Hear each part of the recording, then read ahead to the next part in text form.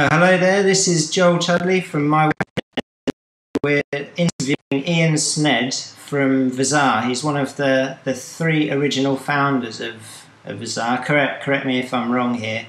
Ian, along with Ken Moss and Adrian Savitz, you set up the business back in 2007? Yeah, that's right.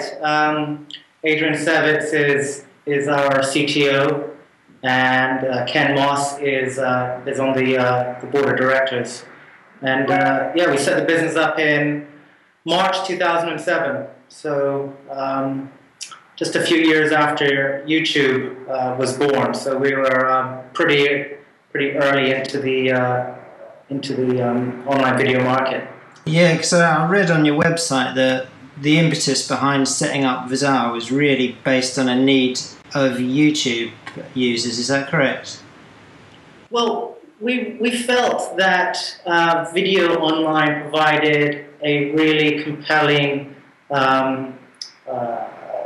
medium for both buyers and sellers. It bridged the gap between that retail touch and feel experience.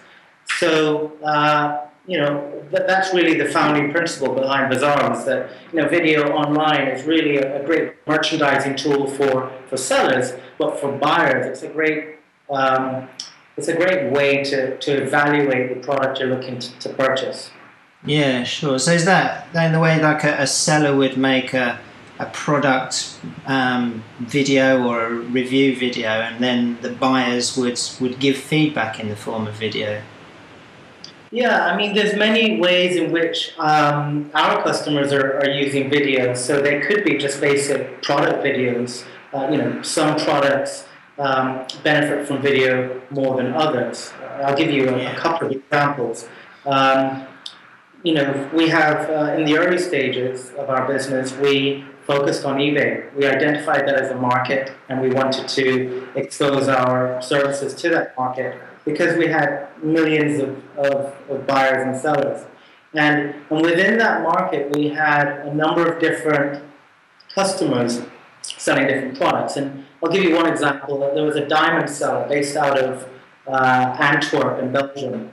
And if you imagine you're buying diamonds online, which is actually a pretty big business online, surprisingly, having a video of a diamond and putting it on a bit of a turntable, and it allows the buyer to see the sparkle and get much better representation of the actual diamond than a static photograph would be able to provide. So they saw an increase in sales, they saw a decrease in returns. The overall business was really transformed by using video to merchandise their product. But just product sales, you mentioned reviews. Reviews is a great way to use video. We have, in terms of customer service, we find that some of our customers are actually experiencing far less kind of post-sale customer service because the video explains in greater detail what the product does. So they're using videos to kind of, as a more of a tutorial as well. Yeah, sure. Okay, and when did your platform move beyond eBay and I suppose become used more widely amongst a range of different businesses? Yeah, so we're celebrating our 5th year this year, and as I pointed out, the first version of our business was an eBay solution. But quickly thereafter, we identified that our product really would benefit anybody who had a business online. So in 2008, we really opened up the platform to becoming a video platform for businesses. And now we've got thousands of customers all over the world across multiple segments, from e-commerce to e-learning, institutions. It's quite a broad mix of customers that we have. Yeah, sure. I mean, when I first started seeing companies use video, it was typically used for, I think it was like fashion retailers were using the videos to show it. I think it was perhaps ASOS actually showing off product catwalk videos. That's right, yes. Nowadays, like, you just see every different kind of company you can think of can find a creative use for video, and it can work if it's done well. And do you have any leaning towards, does your product have any leaning towards a particular vertical? Yeah, I think it does.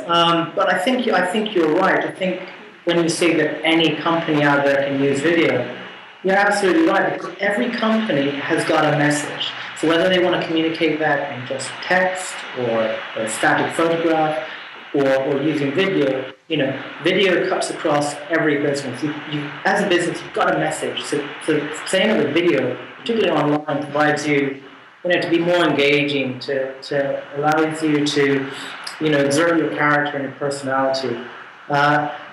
For us, we've definitely seen two core verticals. One is e-commerce, and even e-commerce in itself is quite a big segment. So you've got apparel and all sorts of different segments of e-commerce. But particularly in retail, we've got a lot of features and functionality that provide that segment of the market with the kind of tools they need. But we're also seeing a real push in e-learning and customers who've got video that they're using to monetize, because it's whether the winemaker is showing customers how to make more wine, and they're monetizing that. They're selling that content as that's the actual product. So we're seeing lots of usage in e-commerce, as you'd expect. But we're also seeing this emerging market with e-commerce and e-learning and actual content that is the actual IP itself. Yeah, sure. I think video works. It's incredibly effective in building trust in a business. I watched a video of I can't remember the company's name, but there was a winemaker on your site, and I watched a video of him explaining a product that they sell that was, I think it was like a tour of France or a certain region of France. But seeing the CEO there in front of the video explaining with passion about his products, it made you buy more into the company and trust the company. And I think video can be used effectively by any business in that sense. So. Yeah, I totally agree with you. I mean, video breaks down those barriers, and it allows you to express yourself, and the potential customer on the other side able to get a deeper insight into not just the business, but the people behind the business. And that's why for me, any opportunity I have to meet with somebody face to face, I will, because it just allows you to communicate better. But in the absence of that, video is a good substitute. Yeah, definitely. Okay, and what do you think makes Vizar different to any other video platform out there? Good question. Good question. So let's just take a look at our market. I mentioned at the top of the interview that YouTube was formed a couple of years before Vizar. So we're 5 years old, YouTube's 7 years old, so we're still quite young in this whole marketplace. Yeah. And I think that we are very much in our early stages, and in 5 years from now, every website out there is going to be using video. It's just going to be a common thing. If you think about in the late 90s when websites were, you looked at your average website and it was just very textual. And then they became more image-based, and now you're going to see them become more video-based, and we're seeing that today. So we are designed for business. We've always been designed for business. We've never been a destination site. The founding principle behind our business was really around commerce and using video to enable commerce. focus on two areas of our business. One is our product, and two is our customers. That's what really sets us apart from our competition. In that, when you come to our site, it's very easy on the eyes in terms of the interface. It's not crowded. The interface is extremely intuitive, and for us that's important because when a customer is coming to Bazaar, they're running the business. The video element of it is not necessarily their day-to-day. It's not necessarily their day-to-day task. So they need to be able to log in, upload their content, customize their player, embed it on their site, and then get on with their business. So we provide an interface that's really, really intuitive. And then we've got, in addition to that, we've got a customer service team that are highly trained. They know the product extremely well. They know the industry very well, and they provide our customers with, probably the highest level of service within the industry. And that's really where our focus is. So our product and our customers. And I think that sets us apart from the other video platforms out there. Yeah. Okay. And obviously YouTube is it's a different beast completely. But would you consider them a competitor of yours? I think you could. I think you could easily. I think the obvious kind of assumption is to say, yes, well, you're competing with YouTube. And when I'm having conversations with people I meet who don't really understand the industry, and I'm telling them what I do, and they always say, well, what about YouTube? Personally, I don't see YouTube as a competitor because I think YouTube provides a completely unique offering to companies, and it forms part of companies' social media strategy. And we have lots of our customers that use Bazaar, and in parallel, will also use YouTube. And I think that's right. I think that's correct. We are a professional video platform. We're not a destination site, and so we're quite different to YouTube. I mean, if I just quickly explain, YouTube is a destination site. Their business model is largely around monetizing the content through advertisements, and Bazaar is not a destination site. It's a premium service that businesses use. They have total control and ownership of their content, and it's a professional service. It's for branding. There's no advertisements. It's a premium video hosting service, and YouTube isn't. A lot of people don't realize when you upload content to YouTube, you give up your exclusive rights to that content. So really, we are really two different platforms. But I think for a business, there's a case to use both.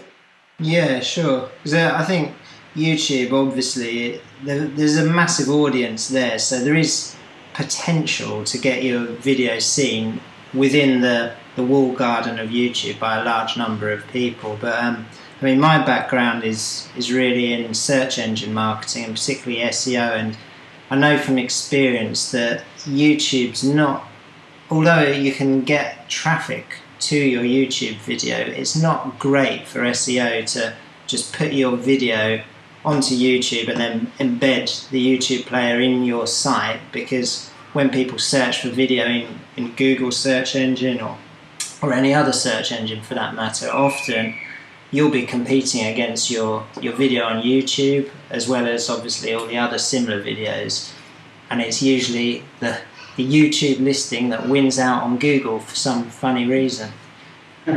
Funny. Yeah. Yeah, I do think that there is a little bit of confusion around how best to place your video and how to use YouTube.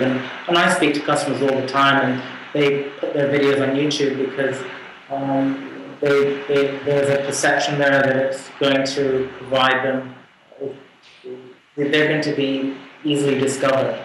Where actually, you really want to drive traffic to your site. You want people to discover your site. And when they're on your site, you want to use video to keep them on your site, to keep them engaged.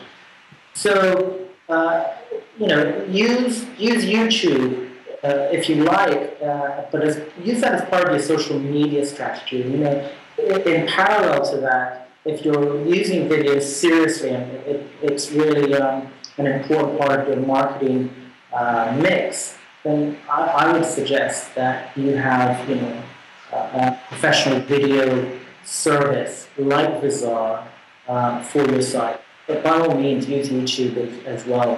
But I think the expectation has got to be understood in terms of, you know, what the returns are going to be. Yeah, sure. Okay, and moving on, how would you say business, like from Vizar's perspective, how have you seen the business use of video changing over the last year or so? Yeah, that's a good question. I think what we're finding is our customers are becoming more sophisticated and they're demanding more from their video providers like Vizar. You know, they're looking for. I mentioned earlier about this emerging market with e-learning and you know, users who've got video, that's their IP and that's what they're selling. So we're starting to see a number of requests for greater security levels, because when you're putting video out there online, in the old days it was quite easy just to take the embed code or easily download the video. But now, if that content is your IP, it's extremely important that you're able to control who views it, when they view it, how often they view it, and ensure that the hackers out there who are trying to, you know, hack into your video aren't able to do so, or it's extremely difficult for them to do so. So we've been developing a number of security features here. We've got a number of different security layers, from features like domain control, so you can whitelist what domains you play your video back on. We have encrypted streaming technology. We also have behind the scenes of a whole host of measures that we have in place that ensure that if somebody does hack the stream, that it will expire after X minutes. So we're seeing a lot of demand for higher levels of security. We're also seeing you know, other ways to monetize video as well. So we're looking at things like in-player PPV. So if you've got a video, let's say you've got some really compelling content around search that you think you can monetize, well, you can charge people within the player to view content. Maybe you charge them, you know, 10 yen, $10, £10, but it's a really neat way to quickly monetize that content. So in-player pay-per-view is some technology that we're working on now. We're also seeing greater demand for unintrusive advertising around videos, so advertising with interactive overlays or ads on the side of the video, so companion ads. You know, moving more away from the traditional pre-roll advertising. So, monetization and security are areas where we're developing because we're seeing that demand from our customer base. Right. Okay. So would you say that your product development is pretty much led by demand, or are you kind of or do you more spot opportunities based on your understanding of the technology, and then create demand once you've built something new? Yeah, that's a very good question, Joe. I would have to say that there's a couple of influencers that drives our product development, and the majority of that influence certainly comes from our customers. But from our point of view, we have to try and understand the difference between what they want and what they actually need. Yeah. So that's quite tricky. So we spend a lot of time talking to our customers, actually understanding their business, so that we can ensure that we're not just developing something they think they need, we're actually developing something that they actually do need. And then there's an element of creativity within the organization where we try and be innovative. And we're a team of people that are passionate about video, about our business. So, quite often we're down at the pub on a Friday afternoon and we're chatting about, what happened during the week. And, every now and then maybe a light bulb will go off and there might be an idea, and then, we come back to the office and we work through it. So there is an element of innovation, but I'd say, to be fair, largely we feed off our user base and allow them to drive our product development based on business and business needs. Right, sure. Okay, and going on a slightly different tack here, but I read on your website that the film director Oliver Stone is an investor in the company, and I was wondering, does he play an active role in the business at all? He plays a limited role in the business. I wouldn't go so far as to say he plays an active role in the business, but we've certainly had a lot of fun with Oliver. When he first invested a couple of years ago, we created an advertisement for the business, and we were in a film studio with him all day. And he's quite a character, and that was a lot of fun for us. In fact, he was over here he was over here for the premiere of Money Never Sleeps. Right. And we went to the premiere after that. So his involvement is he lives in the States, we're here in the UK, so he's not kind of popping in every now and then, but on an annually we run a film festival, and he judges the finalists. So that's kind of the only opportunity we kind of engage with him on an annual basis, and he kind of lets us get on with running our business, and but we're very fortunate to have him on board, and it certainly gives us a lot of credibility within this video space. Yeah, definitely. It's a fantastic endorsement of the company to have someone like him invest in you. And he is a controversial individual, so we have had the odd inquiry from somebody who's probably not his biggest fan, but what you gonna do? Yeah. Okay, and final question for you. What advice? A lot of our customers at My Web Presenters are business owners of small and medium-sized businesses. And what advice would you give them to get the most out of their video content? That's a good question. Are we assuming that they've already got their content? Well, no, really, I suppose the answer could be, it could be based on should they focus on the content, or what do you, I suppose it could be answered in a number of ways, but I think if the company is looking to use video, I think the most challenging part in that entire process is actually the creation of that content.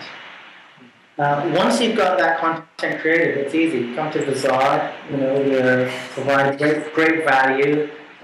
We've got thousands of customers using us, super features, and embedded on your site. But honestly, I really do feel that the real challenge is in the creation of that content. And I think that we've recently done a white paper on how to create content on a budget, and I can send you a link to that so you can add to this posting. But I think it's about taking a phased approach. Use video, but don't go and blow your entire budget on creating that initial video, because you might need to go and create another video because that video is not working. I suggest doing some A/B testing with the video. Have different messages on the home page. It depends how you're using video. If you're using video to merchandise a product, keep it straightforward, keep it simple, keep it short. Video is an engaging medium, but a 3-hour video is not an engaging medium. So keep it short. And I think that white paper will really address a lot of the questions that somebody's looking to get into video, and it gives them some real insights into what sort of equipment they need to buy, the sort of budget they need to be looking at, and how to actually produce the video. Okay, brilliant, thanks. We'll add the link to that white paper into the video file. With Vizar, can you add clickable links in the videos? You can, yes. So we've got a number of features around kind of call to action. So you've got text, a feature called brand text, which allows you to, on the control bar, add a piece of text that can be linkable. At the end of the video, you can have another message, and that can also be linkable. So if you're selling a product, it could be buy now, or it takes you to a checkout page. All the players are completely brandable, so you can, from a color point of view, you can use any hex value in the color wheel, and you can add the brand to the video, and it can be linkable as well. We've got watermarking features, so you can digitally stamp the video with your logo, so that you've got that branding in your content. So yeah, I mean, just on for your viewers, if anybody's considering checking out Vizar, we have a 30-day trial. Gives you full access to the platform. There's no obligation. Doesn't ask you for your credit card. We've got an inside sales team that will no doubt contact you once you've signed up for your trial. And I would suggest starting the trial, uploading some video, embedding it on your site. If you want to arrange a demo, our team are happy to get involved and help you out. Okay, brilliant. Thank you very much. That's kind of you. Okay, well, thanks very much for your time, Ian. It's been a real pleasure speaking to you. It's been really helpful and interesting for me, and hopefully I think our viewers will find it very interesting too. Excellent. Well, thank you very much, Joe. I appreciate the opportunity.